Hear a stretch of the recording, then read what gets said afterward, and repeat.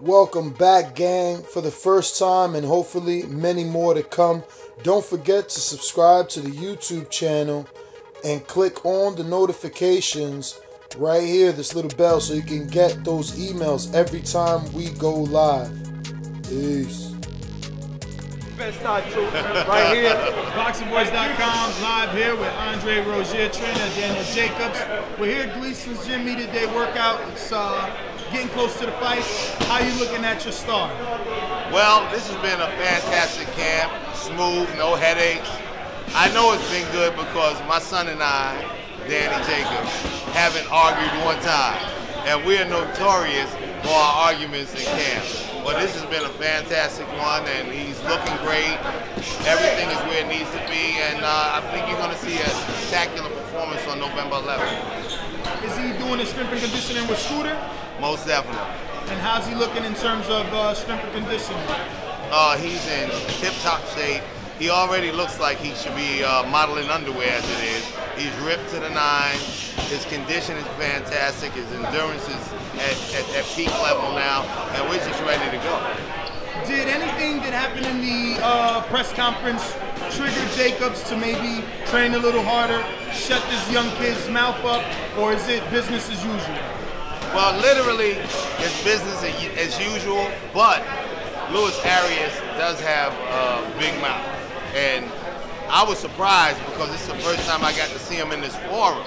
And it was unnecessary. He didn't have to go there, and he did. And he took Danny out of the perspective of just, I'm going to go in there and work. Danny wants to hurt him.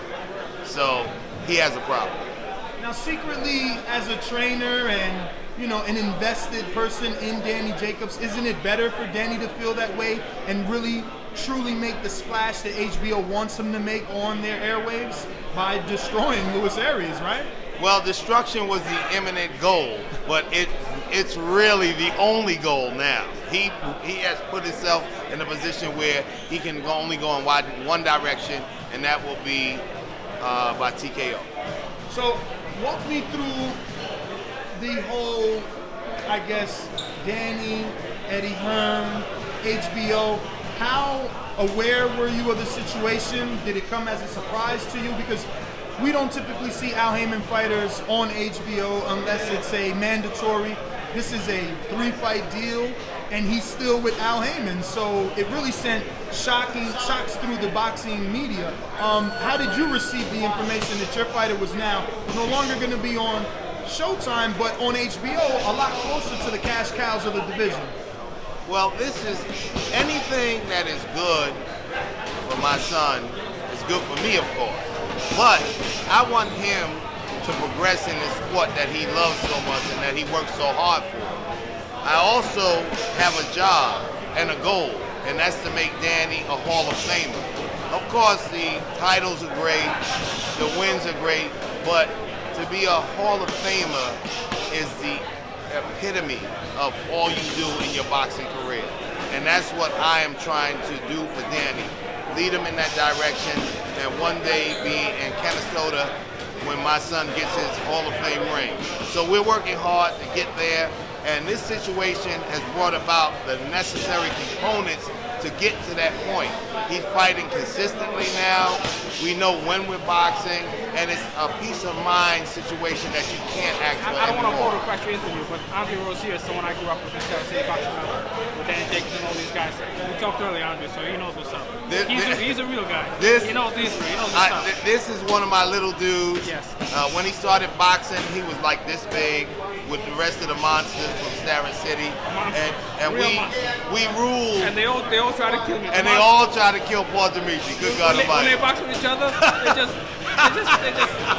they take a vacation. They had it in for Dimitri, but it made him a better fighter. And they certainly did. They kept driving, because he was a nice kid.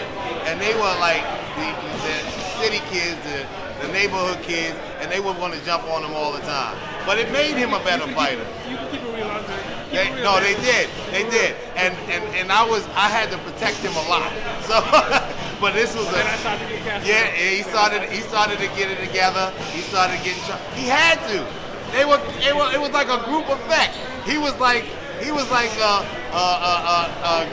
elk on the Serengeti plain with the lion pride chasing him. So he had to get smart, and he got better, and he rose to the occasion. You know, the truth is that when we go away to tournaments and somebody wants to mess with me, and I was the only white kid, everybody stuck up for me. That's right.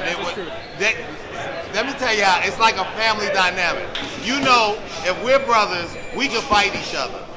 But don't let an outside individual come in, because then now the two brothers will jump and kick his butt. That's how they were. Dimitri, only they could be what they were to Dimitri. Anybody else, they would jump them in the whole 9 yards. Crazy dynamic, but the family dynamic. That's right, exactly.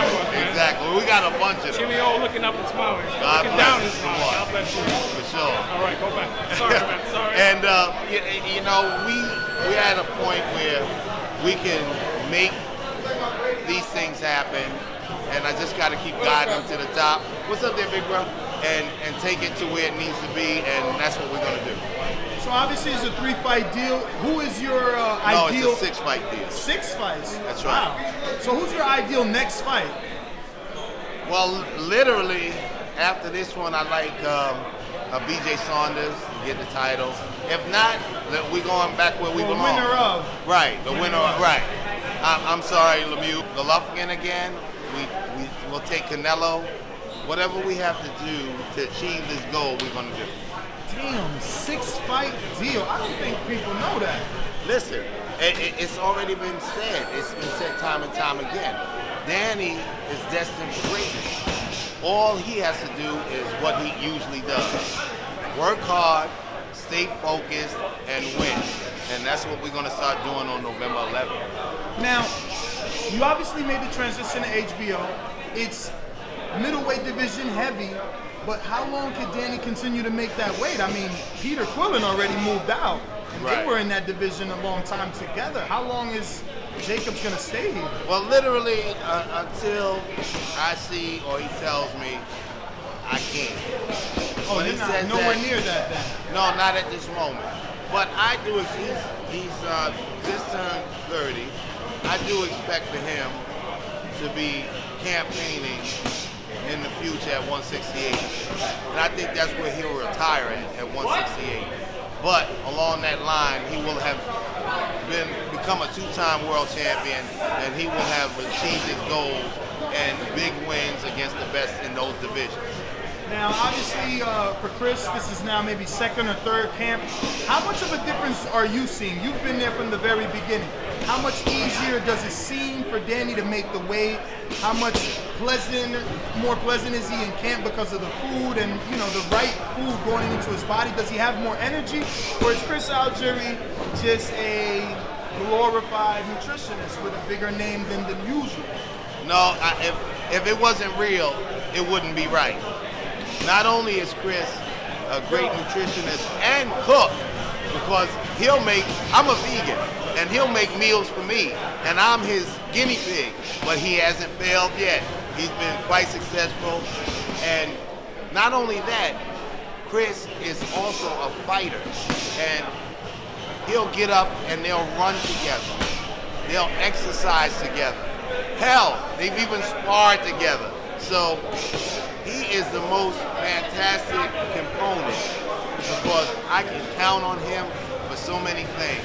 And when he finally concludes his issue with what he has that's keeping him from boxing right now, we'll be ready to fight. And we work every day, and by the time the day he gets the wherewithal to once again box, next week he'll be fighting. You saying we? Is he now trained by Andre Rozier? Because he was with John David Jackson last I heard. Yeah, that was a minute ago. We can hear the last time he fought, he was there. I've taken him under my wing. He's a fantastic athlete. He does whatever I ask him to do.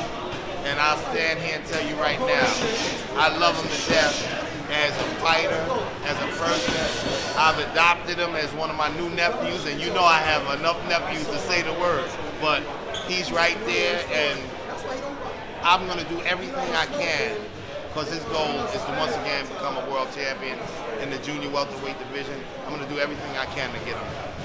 Well,